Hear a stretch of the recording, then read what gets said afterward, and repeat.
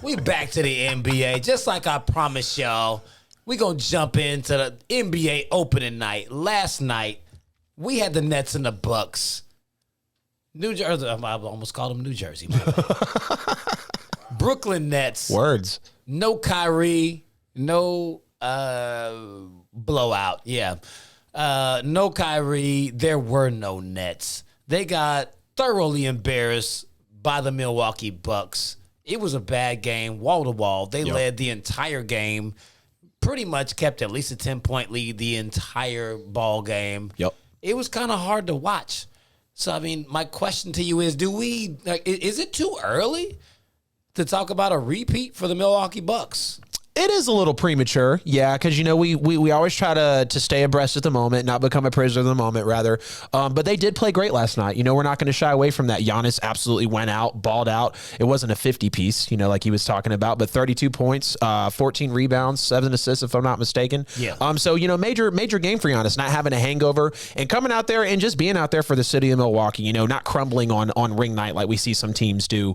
They just might not come out and play as hard, or they feel like they can lay back because they're the reigning champs now. No, the Bucks have been and continue to be, and showed you again on opening night, that they're going to be the hardest playing team in the NBA. They're going for the number 1 seed, no doubt, in the East right now. When you talk about them not even having Drew Holiday in that game and still making a run the way they did, Middleton is obviously that piece for Giannis right now, and he really came alive in that Hawks series. And really before that, you know, if you truly want to talk about how everything unfolded for these Bucks really within the last, I don't know, 8 to 9 games they've played, you know, going back to last season. Excuse me, but the Bucks look good, of course. The Nets, unfortunately, you can't tell me that if Kyrie played this game that they would have won, because I'm not going to buy in on that whatsoever. The Nets are a small team. We've talked about that. They're not going to be able to play big with you. They're not going to be able to line up with you. Yeah, they've got some speed, but if you bully them like the Bucks do greatly, Brook Lopez with the rim protection, we're talking about Giannis, the best rim player in the NBA. Okay, maybe you can argue me Embiid, but we're pulling teeth at that point. You know, there's no question that the Bucks can repeat, but I'm not going to call it too early. We still got, 81 games to play. So let's go.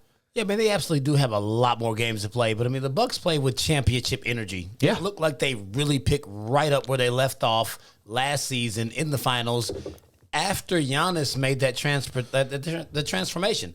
They were always playing this hard. Right. Nothing has changed about their energy. The biggest difference in what they were doing is the way Giannis was approaching the game.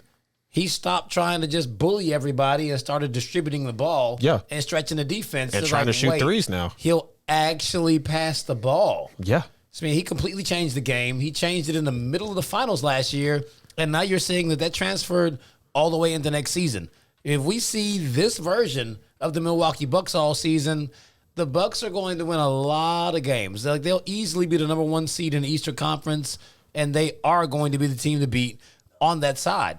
But if we look at just how that whole game played out, the difference in the game, they won by 23 points. You're not going to tell me that Kyrie couldn't have given you those 23 points. Exactly. If Kyrie had played in that game, it would have been a very different game. The Bucks did, the Nets came back multiple times. They cut the lead, and every time they cut the lead, the Bucks came back and did their thing. And just like what you had alluded to earlier, Drew Holiday did play 18 minutes in that game.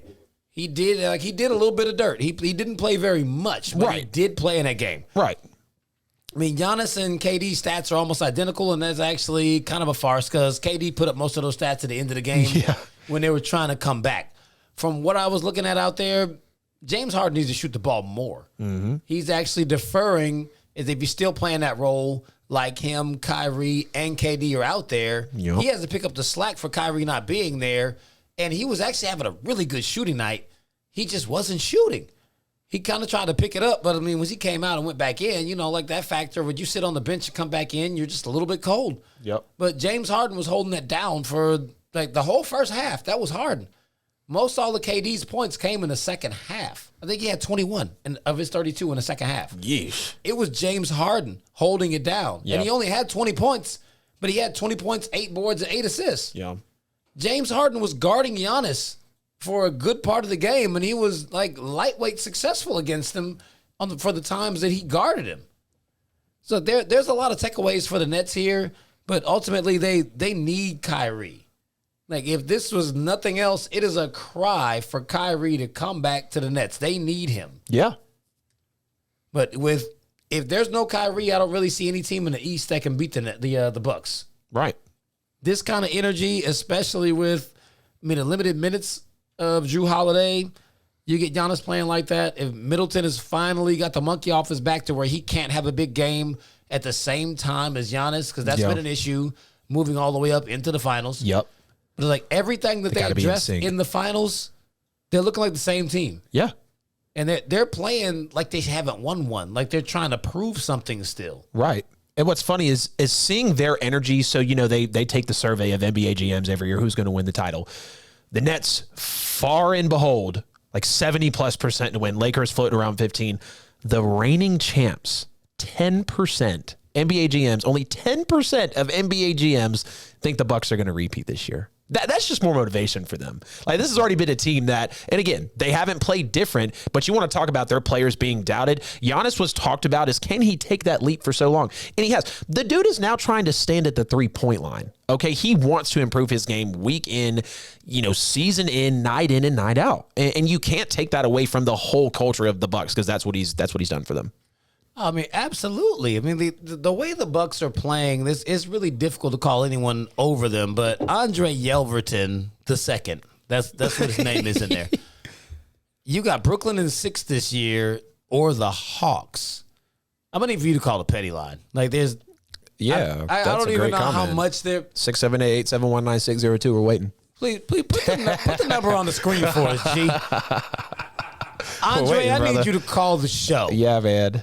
You say Brooklyn in 6 after what you just watched.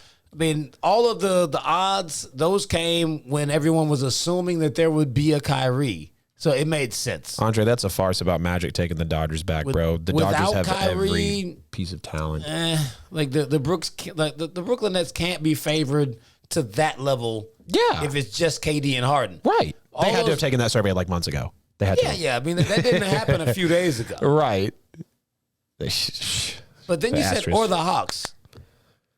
What the hell are you talking about? Now, the Hawks will make a run. Don't count that out, V's. We saw what they did last year. I definitely see them making it at least to the second round, if not to the Eastern Conference Finals, but they're not going to the finals. That means I'm taking them over the Bucks. Right. I can agree with you to that extent, but don't get me careful about Atlanta now. Come on now. I tell you the same thing about all the Atlanta teams. I tell you to temper the excitement. Wait till we get like 85% there. Got some numbers. No. I'm not happy until I see double zeros in a big game. Not 85% there. Got to see double zeros in a big game. The amount of heartache that y'all have been through. The last moment, it's got to close. It's like closing on a house. It's just got to close. You just got to get the keys to the mansion. It's just got to happen, bro. I mean, eventually we're going to get Mr. Yelverton on the petty line. Yeah.